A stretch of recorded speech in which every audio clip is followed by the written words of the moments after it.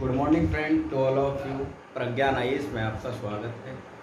तो Pragyan IAS channel को subscribe करें, साथ ही बेल आइकन भी प्रेस करें ताकि आपको हमारी आने वाली नए नए टॉपिकों पर वीडियो समय पर प्राप्त सीरियल से होती रहे। तो आज हम चर्चा करेंगे आपके साथ में भारत चीन को लेकर। कुछ मैंने लेक्चर उस पर 2 लेक्चर दे दिए थे मेंस के प्रश्न उत्तरों को ध्यान में रखकर। वहीं आज एक लेक्चर और हमारा उस पर बचा हुआ है, उस लेक्चर को अपने कंप्लीट करेंगे। साथ ही वर्तमान संदर्भ तक उसको लाकर कोविड-19 से जोड़ेंगे और किस तरीके से मेंस के स्तर पर प्रश्न यहाँ से बन सकता है उसकी भी हम यहाँ चर्चा करेंगे। तो उसी के साथ साथ अब हम नेहरू जी का आइडियलिज्म तक हमने आपको पढ़ा दिया था और वहीं से आगे बढ़ते हुए चर्चा करते हुए पढ़ेंगे। तो यानी कि आज हम पढ़ेंगे नेहरू जी का चाइना को लेकर आइडियलिज्म क्या था।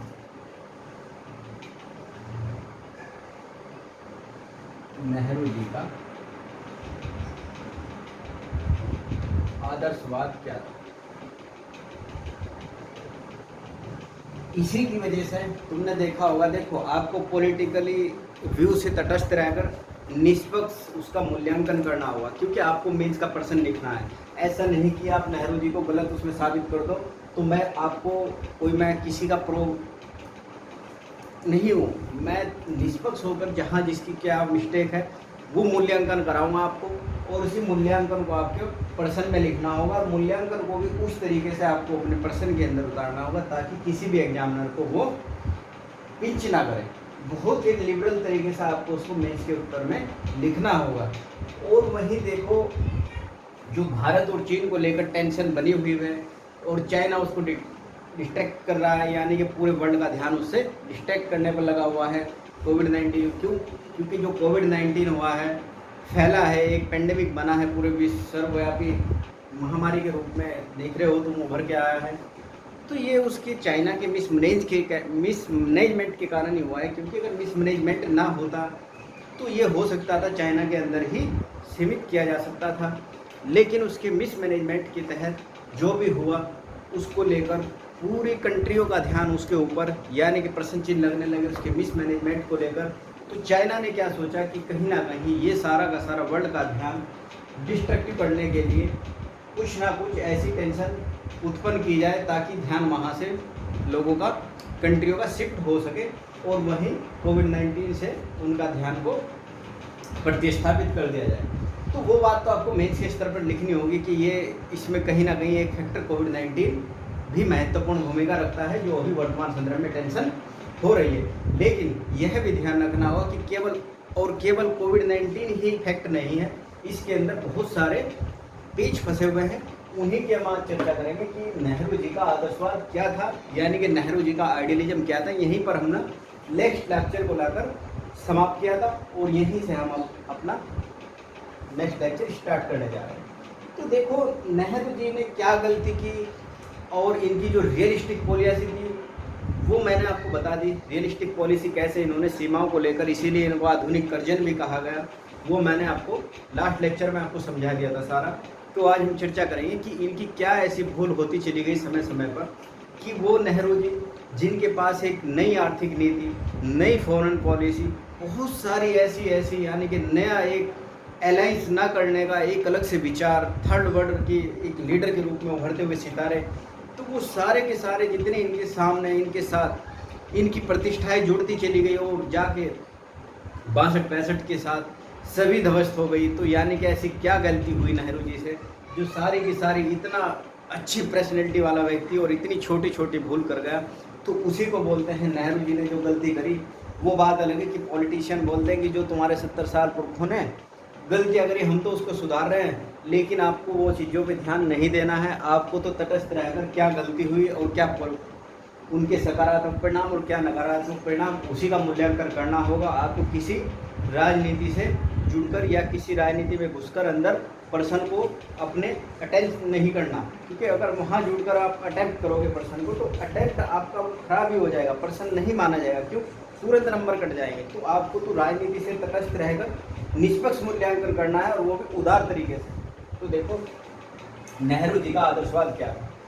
देखो, आपने सुना होगा कि जिस समय भारत आज़ाद हुआ उसी समय चीन भी आज़ाद हुआ।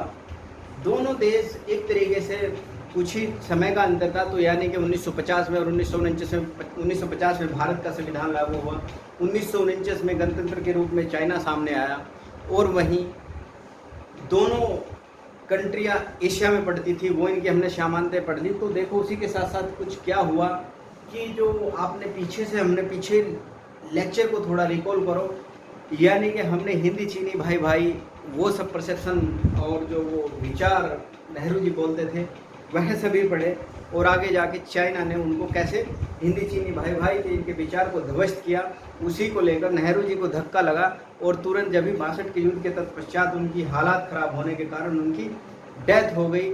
इस बात को इंदिरा गांधी जी ने भी एक्सेप्ट किया कि माई फादर की डेथ, यानी कि मेरे पिताजी की डेथ कोई नेचुरल डेथ नहीं थी, यह एक अकाल मृत्यु थी। तो यानी कि इसीलिए उनको बोलते हैं कि वो एक सपने में जी रहे थे, और सपना जैसे ही उनका ध्वस्त हुआ तो यानी कि उनको एक बहुत बड़ा फ्रस्ट्रेशन धक्का लगा, और धक्का लगने के कारण उनकी अकाल कांडों से मृत्यु हो गई। तो देखो नेहरू जी का आदर्शवाद क्या था।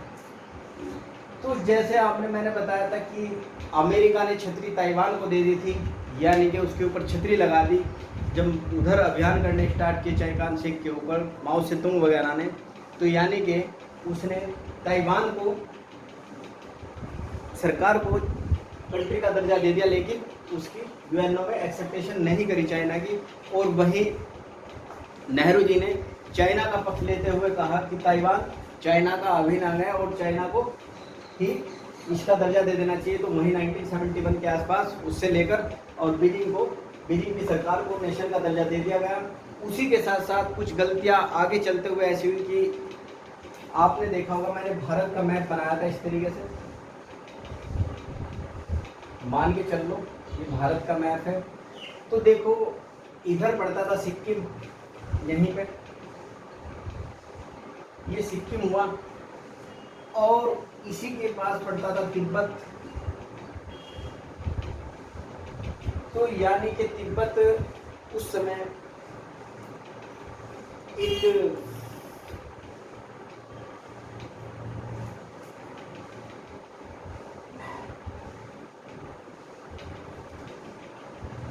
अपने आप में संप्रभु बोलता था तिब्बत अपने आप को। तो यानी कि जो अंग्रेजों ने आपने देखा होगा कि मैकमोहन लाइन जो खींची, और मैकमोहन लाइन के अंतर्गत जो उन्होंने अपनी सीमा को उधर से स्पष्ट किया। आपने ये भी देखा होगा कि यानी कि सिक्किम वगैरह को लेकर और वहीं तिब्बत को लेकर और चाइना को लेकर मैकमोहन लाइन के संदर्भ में एक बैठक बैठी, अंग्रेजों ने बैठ के बात करने के और सुलझाने के लिए इस मैटर को एक सीमित बैठक बुलाई। और उसमें क्या हुआ कि तिब्बत वगैरह ने तो साइन कर दिए कि हाँ सिक्किम भारत का ही पार्ट है।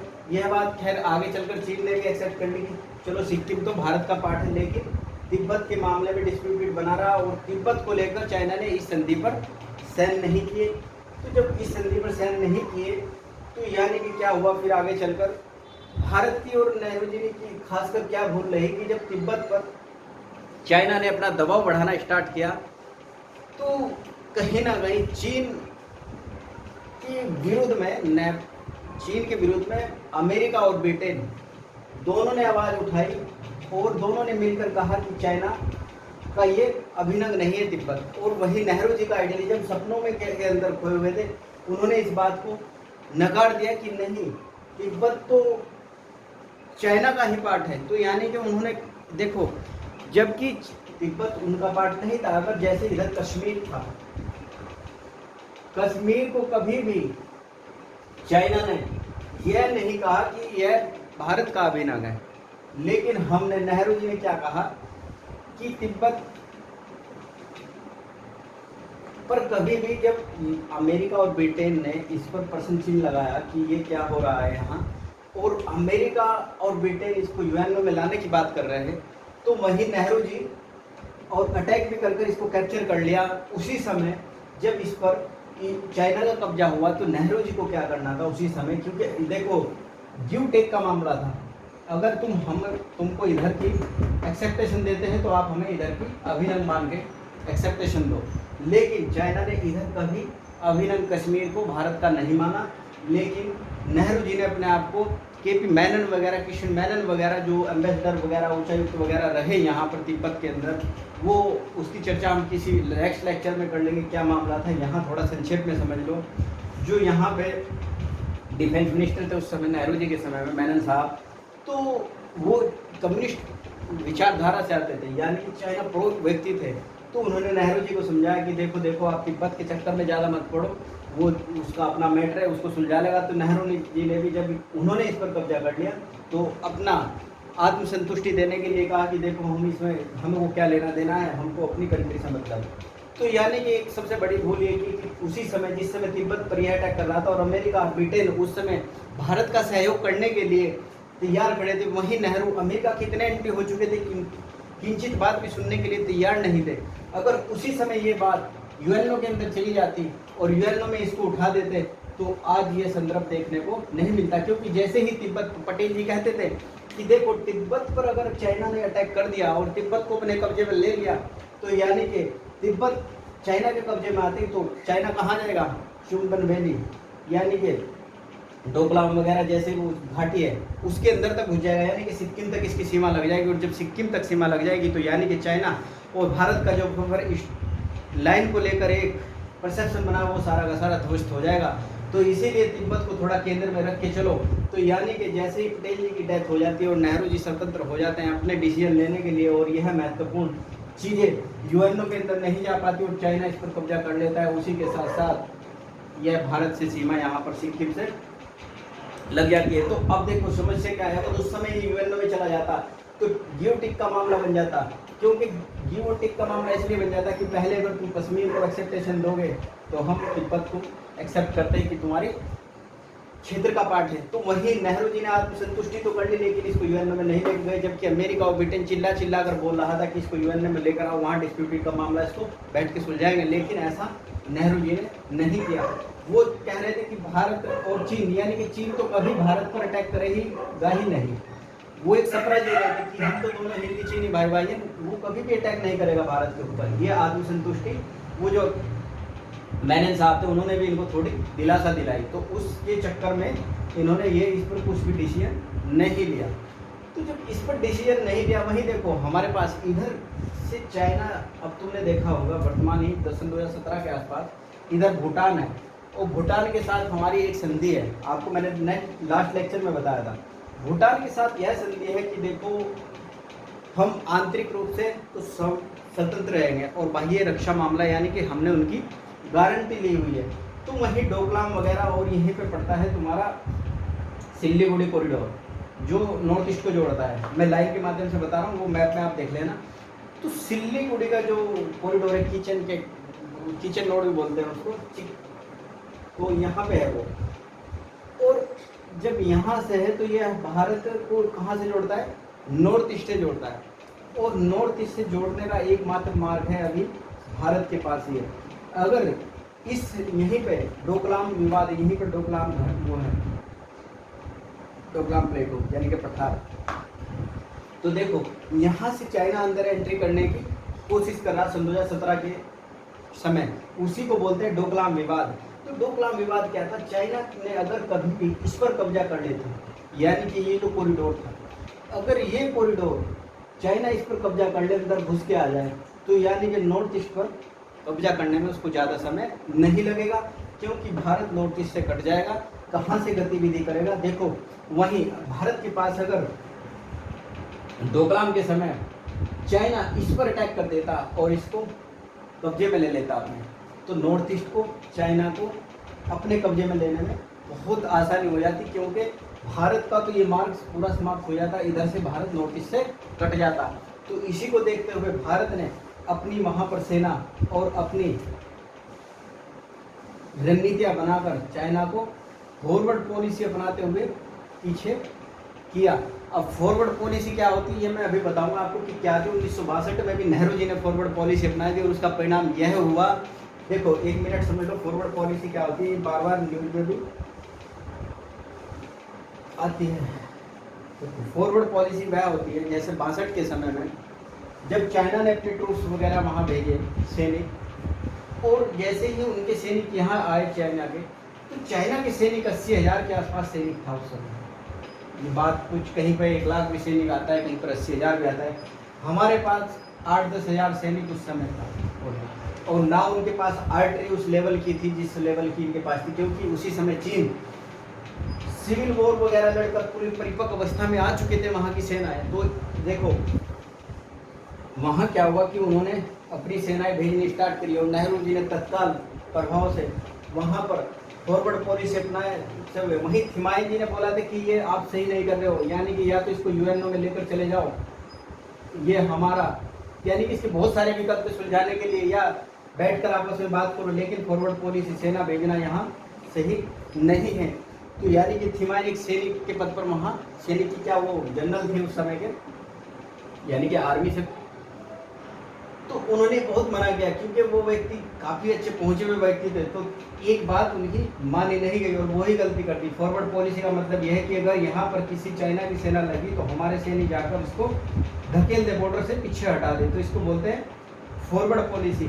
जबकि उस समय करना क्या चाहिए था, यानी कि हमारे सैनिकों को यहाँ तंबू गाड़कर बैठ जाना चाहिए था कि हम इससे आगे, जहाँ तक तुम आगे ठीक है, लेकिन इससे आगे हम जाने नहीं देंगे, रुक कर प्रतिषेध करना चाहिए था। इसी को बोलते हैं, और इसको बोलते हैं फॉरवर्ड पॉलिसी। तो ये फॉरवर्ड पॉलिसी अपनाई, और ये गलती तो कह नहीं सकते हमने डोकलाम में फॉरवर्ड पॉलिसी अपनाते हुए उनको पीछे धकेल दिया। थैंक्स गॉड कि हम यहाँ अपने मिशन में सफल हुए। तो यानी कि नेहरू के बाद पहली बार सन 2017 के आसपास फॉरवर्ड पॉलिसी को अपनाया गया और उसमें हम सफल हुए।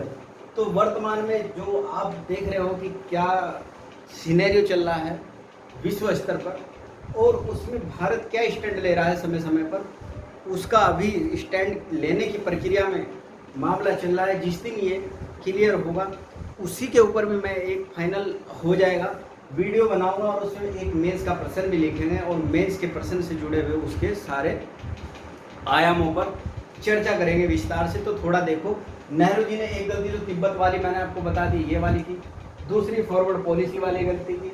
अब देखो,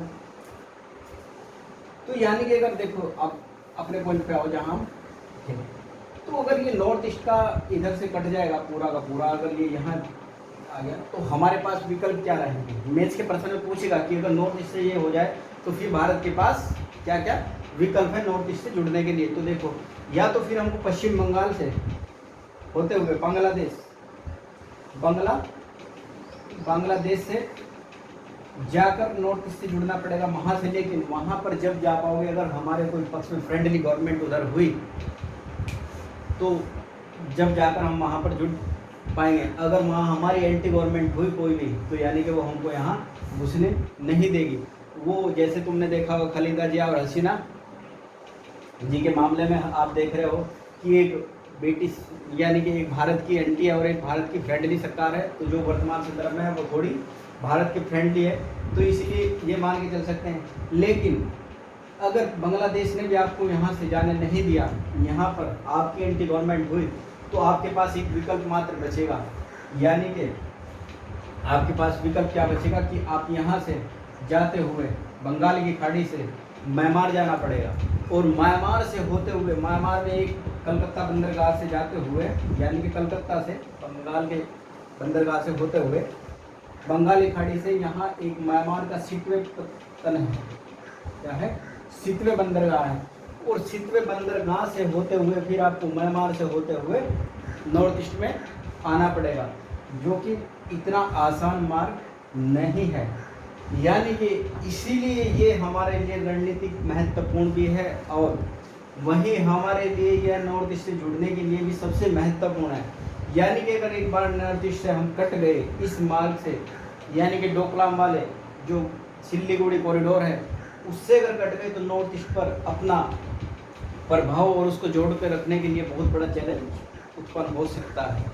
तो यहाँ से आपको ये सारे के सारे चैलेंज मेंस के प्रश्न में लिखने होंगे, और ये वैकल्पिक तरीकों का भी चर्चा करनी होगी, जैसे ये बांग्लादेश वाला और म्यांमार वाला। वहीं देखो, उसी समय जब 62 में चाइना ने हमारे ऊपर अटैक किया, तो यानी कि हमारे सैनिक इधर से जब ये रिटेलिएट करने के लिए गए, और चाइना सेना पूरे प्लानिंग के साथ तो वो भारतीय सैनिकों के ऊपर टूट पड़ी, तो तुरंत क्या हुआ, भारतीय सेना तुरंत ध्वस्त हुई और चाइना की विजय हुई। और उधर लद्दाख के मामले में भी उसने अपने ट्रूप्स एंट्री करने स्टार्ट की, यानी कि उधर भी अंदर से घुस आई। तो कुछ अक्साई चीन का भाग ले लिया और कुछ इधर नेपाल वगैरह से कुछ क्षेत्र को अपने कब्जे में करने की चेष्टा की। वहीं देखो ये सारी की सारी गलतियां नेहरू जी की तुमने देख ही लिया, क्या गलतियां नेहरू जी के आइडियलिज्म ने। और उसी समय जब गांधी जी, ये नेहरू जी क्या सपना अपने मन में बनाए बैठे थे कि भाई चाइना तो कभी हमारे ऊपर अटैक करेगा ही नहीं, हम तो हिंदी और चीनी भाई भाई हैं। तो वो हिंदी चीनी भाई भाई का नारा सारा ध्वस्त हुआ और पूरा का पूरा कंप्लीटली इनका जो चाइनीज को लेकर, यानी कि चाइना को लेकर परसेप्शन बना हुआ था, पूरा का पूरा सपना चूर हुआ। और उसी के साथ साथ नेहरू जी सपनों की ज़िंदगी से बाहर निकले। और नेहरू जी ने ये बात स्वीकार भी की कि मैं तो सपनों की ही ज़िंदगी जी रहा था, वास्तविकता कुछ और थी। और यही बात आगे उनकी लड़की यानी कि इंदिरा गांधी ने भी एक्सेप्ट की कि नेहरू जी की जो मेरे पिताजी की डेथ हुई है वो नेचुरल डेथ नहीं थी, वो एक अकाल मृत्यु थी, यानी कि इनको धक्का लगा और इनकी डेथ हुई। और मामला फिर आगे बढ़ते हुए चला। तो आज वर्तमान संदर्भ में जो चैलेंज है वो यहीं से चैलेंज है। अगर उसी समय हम ये काम वहाँ कर दिया होता, यानी कि वहाँ से उसकी यूएन में बात ले जाती, तो शायद आज ये चीज़ें सामने उभर कर ना आती। तो ये नेहरू जी का आइडियलिज्म था। उसी के साथ साथ आईआर की एक इंटरनेशनल रिलेशन की बुक आती है, पुष्पेश पंत की ले लो या बहुत सारी राजेश मिश्रा जी की ले लो, बहुत बुक है। एक बुक कोई भी प्रीफर करके उसमें ये मुद्दे शायद अगर बुक के रिव्यू होकर आई, तो यानी कि रिव्यू होकर जब बुक आएगी तो उसमें शायद ये मुद्दे सारे आपको दिखाई पड़ जाएं। वहीं अब कोविड-19 से जुड़ा हुआ मामला क्या होगा, प्रश्न तो यही से आएगा। कोविड-19 को तो सेंटर में रख के बोलेगा कि इस कोविड-19 की भी कुछ महत्वपूर्ण भूमिका, ये मैंने आपको पहले ही बता दिया कि कोविड-19 की डिस्ट्रक्टिव करने की, यानी कि चाइना की वर्ल्ड का ध्यान डिस्ट्रक्टिव करने की कोविड-19 को लेकर पॉलिसी बने और भारत के साथ टेंशन उत्पन्न हुई। तो एक फैक्टर था ये। बाकी दूसरा आपने देख लिया, मैकमोहन को लेकर, तिब्बत को लेकर, सीमा विवाद को लेकर, उधर नेपाल को लेकर क्या समस्याएं चल रही हैं। और चाइना उसको मैकमोहन वाली लाइन को जो सीमा सुनिश्चित की गई है उसको मानता है या नहीं मानता है, वो सभी आप इसमें मेंस के प्रश्न में लिखना होगा आपको। तो एक इसी के साथ साथ आप मेंस का प्रश्न मैं बोर्ड पे लिख रहा हूँ, आप साथ ही मेरे लिखते जाएंगे।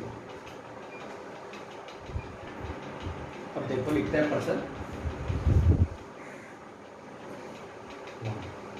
यानी कि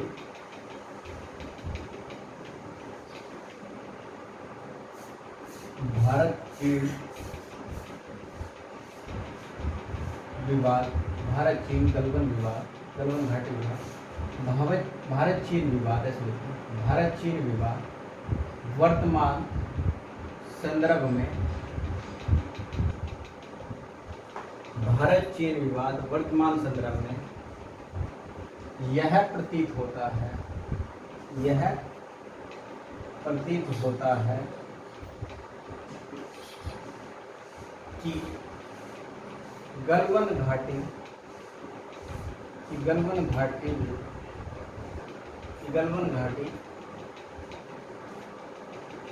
विवाद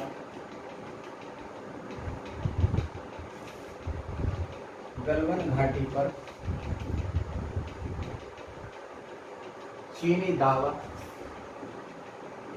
एकमात्र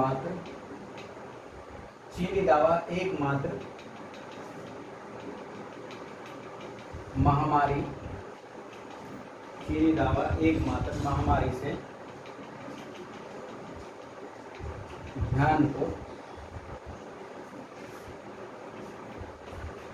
चीनी महामारी, भारत चीन विवाद वर्तमान संदर्भ में यह प्रतीत होता है कि गलवान घाटी पर चीनी दावा एकमात्र महामारी से ध्यान को महामारी से विश्व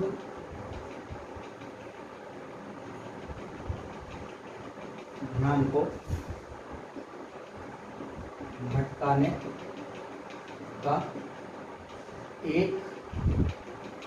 का एकमात्र उपाय था। चर्चा कीजिए या समीक्षा कीजिए।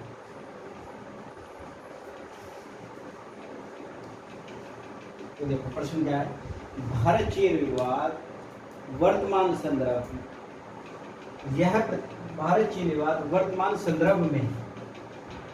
संदर्भ में प्रतीत होता है कि गलवान घाटी पर चीनी दावा एकमात्र महामारी से विश्व ध्यान को भटकाने का एकमात्र उपाय था।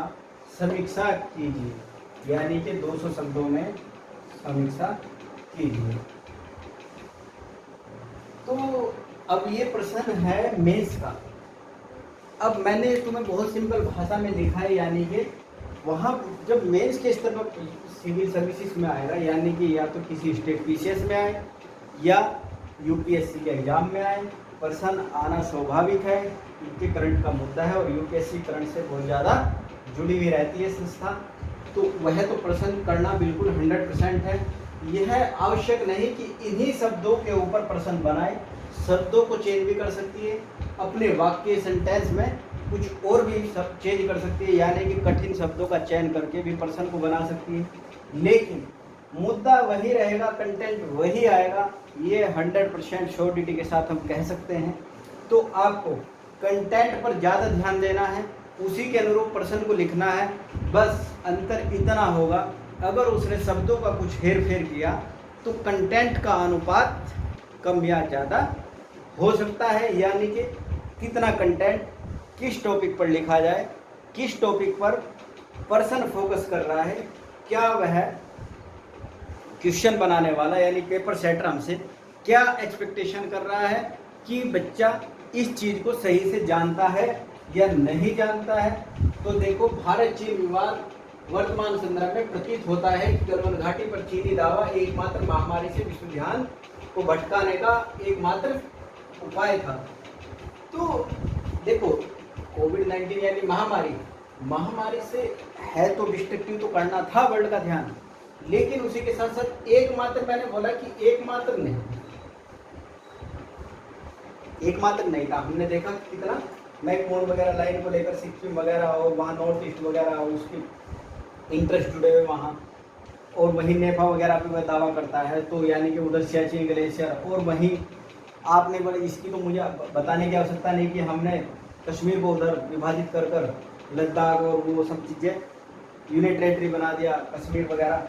और कुछ हमारे जर्नलिस्ट ने उसी समय पे बोल दिया कि अब तो पाक ऑक्यूपाइड कश्मीर जो है वो भी भारत का अभिन्न अंग है। वो बात जब उछली तो चाइना को डाइजेस्ट नहीं हुई, क्योंकि वो मैंने लास्ट लेक्चर में आपको बताया था कि उसका ओबोर प्रोजेक्ट जो है वहाँ से BRI रोड, तो वो जो प्रोजेक्ट बना रहा है प्रोग्राम उसका, वो ध्वस्त हो जाएगा क्योंकि वो हमारे POK से होकर जा रहे हैं। तो वो सारे के सारे इसमें लिखने होंगे। और जो कश्मीर का मैंने बताया था कि कश्मीर को कैसे अलग किया गया और वहाँ हमने यूनिट टेरिटरी को बनाया गया, तो कहीं ना कहीं वहाँ भी चाइना को वह बात डाइजेस्ट नहीं हो रही, तो उधर भी डाइजेस्ट नहीं हो रही।